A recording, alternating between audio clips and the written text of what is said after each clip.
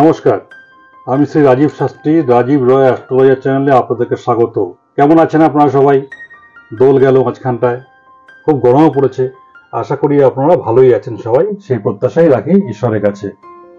আপনারা তো জানেন যে রাশি মোট 12টি, লগ্নকে বাদ দিয়ে শুধু রাশি মানে চন্দ্র সাপেক্ষে কার কিরকম আগামী সপ্তাহ যেতে চলেছে সেই বিষয়ে কিছু আগাম আন্দাজ দিতে চলেছি। বিগত দিনে যে আমি প্রেডিকশনগুলো দিয়েছি, যদি সেগুলো মোটামুটি মিলে গিয়ে থাকে এবং মনোমত হয়, তাহলে আমার চ্যানেলটিকে অবশ্যই লাইক, সাবস্ক্রাইব এবং শেয়ার করবেন, যাতে এই চ্যানেলটি আগামী দিনে আরো বড় হতে পারে। এই আশীর্বাদ বা আকাঙ্ক্ষা প্রার্থনীয়। আসুন আমরা এবার দেখে নিই আমাদের যে 12টি রাশি আছে সে অনুযায়ী কার কিরকম যাবে। প্রথমে আসছি মেষ রাশি বিষয়ে। এই সপ্তাহে আপনারা যারা কাজ কর্ম করবেন, দেখা যাচ্ছে তার মধ্যে কিন্তু যথেষ্ট উদ্যম বা মনের জোর বৃদ্ধি পাবে। সেই নিয়ে কাজ করুন, কাজের জায়গাটা ভালো হবে এবং সুফল পাবেন। যারা নাকি এডুকেশন বা ব্যাংকের সঙ্গে যুক্ত আছেন অথবা রেল বা বিভিন্ন কলকারখানার সঙ্গে যুক্ত আছেন এবং বিজনেস করছেন, তাদের কিন্তু ভালো হবে, উন্নতি হবে, সুনাম হবে।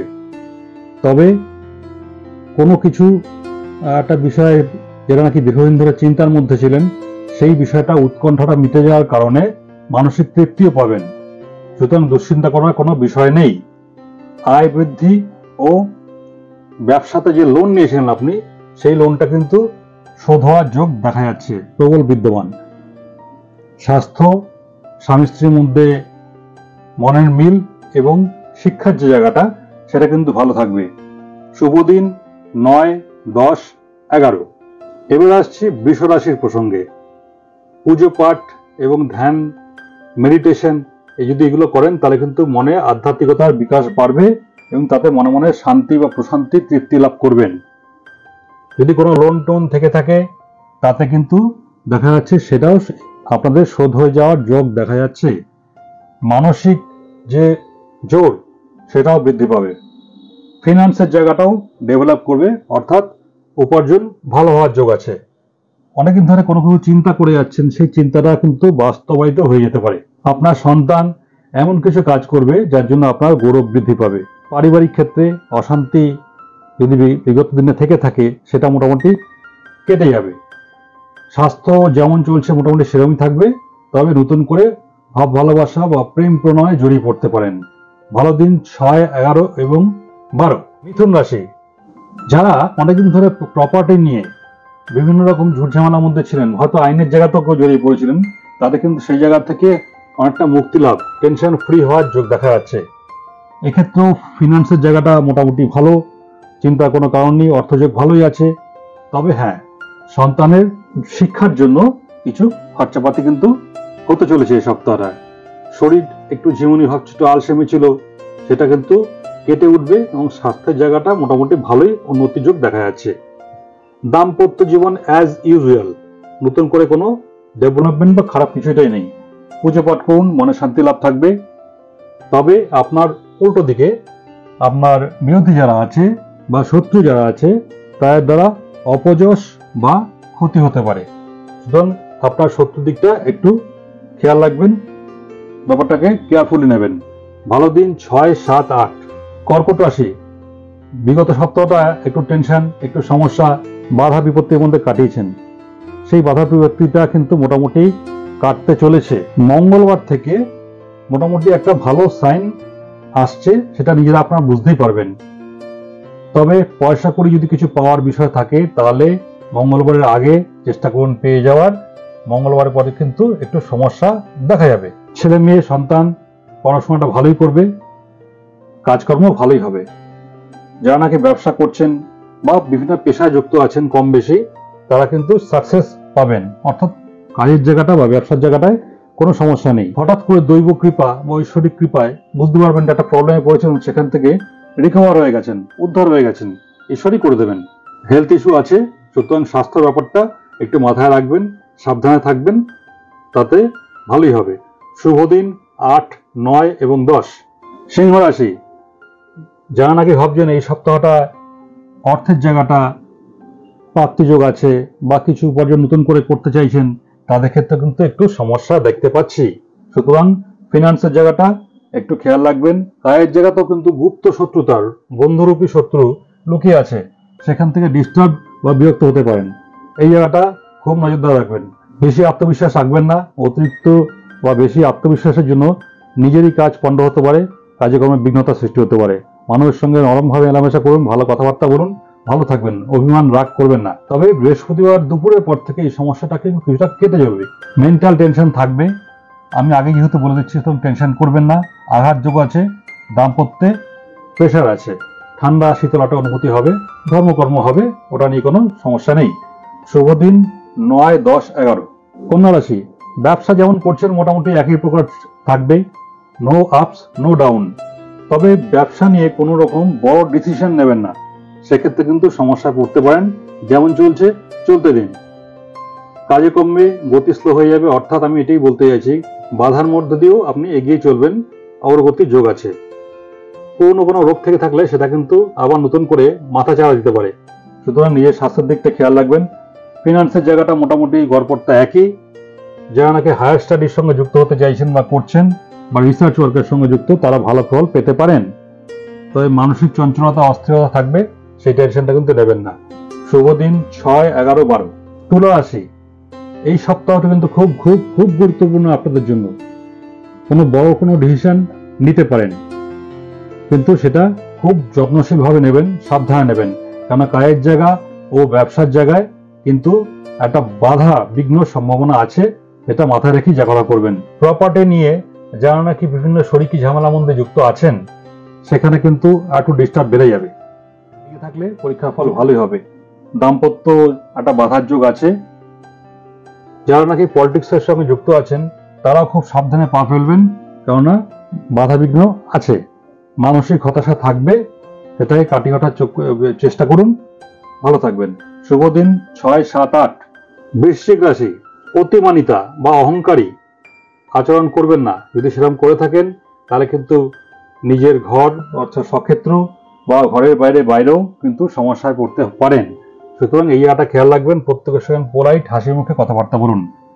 পলিটিক্সের সঙ্গে যারা যুক্ত, তাদেরও কিন্তু সমস্যা আসছে। সুতরাং সেখানেও খুব খুব সাবধানে চিন্তা ভাবনা করে সিদ্ধান্ত নিন। তবে অনেকদিন ধরে আপনারা বিভিন্ন ফিনান্স ও অর্থ নিয়ে বিভিন্ন সমস্যার মধ্যে ভুগছিলেন, সেটা কিছুটা কিন্তু কেটে যাবে। স্বাস্থ্যের উন্নতি হবে, কিন্তু তা হলো বাইরে শরীরে আঘাতের যোগটা আছে। রাস্তাঘাটে যখন চলাফেরা করবেন, গাড়ি ঘোড়া দেখে সাবধানে পথ চলবেন। বিনা কারণে বিনা প্ররোচনায় ভবিষ্যৎ চিন্তা থাকবে, তাতে মানসিক অস্থিরতা বাড়বে। সুতরাং বিনা প্রয়োজনে যে অস্থিরতাটা আসছে সেটা কাটানোর জন্য টেনশন করবেন না, তাতে ভালোই থাকবেন।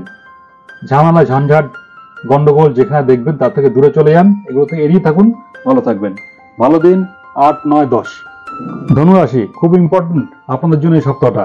কাজের জায়গায় আপনাদের যে শত্রু যারা আছে, এনিমি উল্টো দিকে যারা আছে অবস্থান করে আছে, তাদের কিন্তু আপনারা দমন করতে পারবেন, সাফল্য পাবেন, ক্ষমতা বৃদ্ধি পাবে, সব দিক দিয়ে ভালো।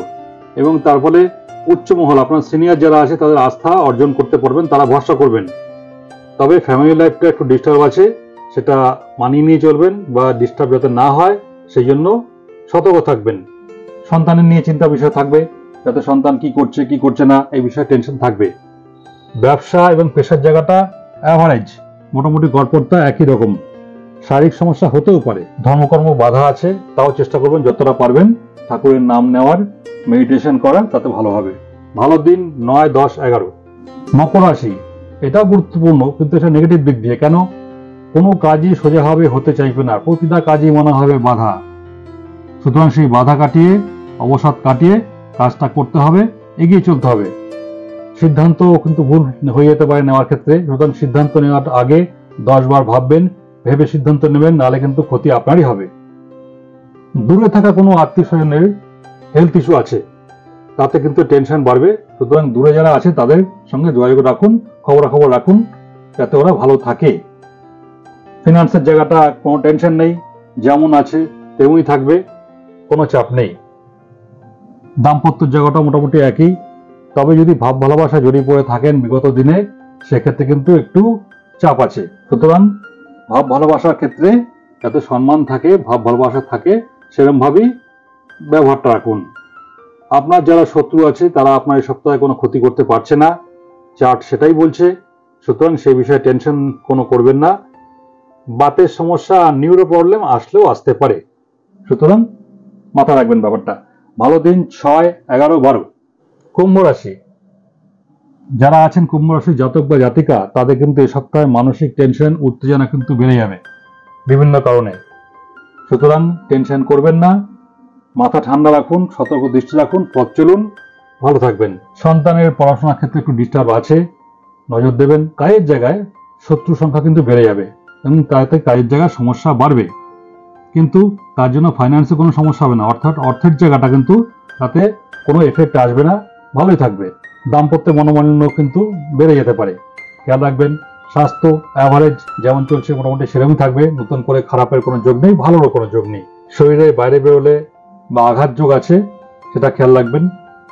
পড়াশোনা করুন, গল্পের বই পড়ুন, মেডিটেশন করুন, ঈশ্বরের নাম নিন, তাতে মানসিক শান্তি থাকবে, ভালো থাকবেন। ভালো দিন 6, 9, 10। মীন রাশি, শরীর স্বাস্থ্য মোটামুটি গড়পড়টা একই, ওটা নিয়ে কোনো টেনশনের ব্যাপার নেই। তবে কোনো ঝুট ঝামেলার মধ্যে যদি দেখেন, তার থেকে দূরে থাকবেন, আর তা আপনারই লাভ, জড়িয়ে থেকে কোনো লাভ হবে না, মানসিক স্থিতি নষ্ট হতে পারে। কাজ, পেশা, ব্যবসা যারা করছেন তাদের এইসব জায়গায় কোনো বাধা নেই, অর্থাৎ কর্ম, পেশা এবং ব্যবসায় উন্নতির যোগটাই আছে, নিশ্চিন্ত থাকুন। পড়াশোনার মধ্যে যারা যুক্ত আছেন, অর্থাৎ ছাত্রছাত্রী যারা আছেন, তাদের কিন্তু উন্নতির যোগ প্রবল পড়াশোনাতে। ঈশ্বরের আরাধনায় মানসিক তৃপ্তি পাবেন, দৈব কৃপা লাভও করতে পারবেন, সুতরাং ভালোই থাকবেন। পারিবারিক ব্যাপারটাও মোটামুটি একই প্রকার থাকবে। শুভ দিন 8, 9, 10। সুতরাং এই ছিল এ সপ্তাহের রাশিফল।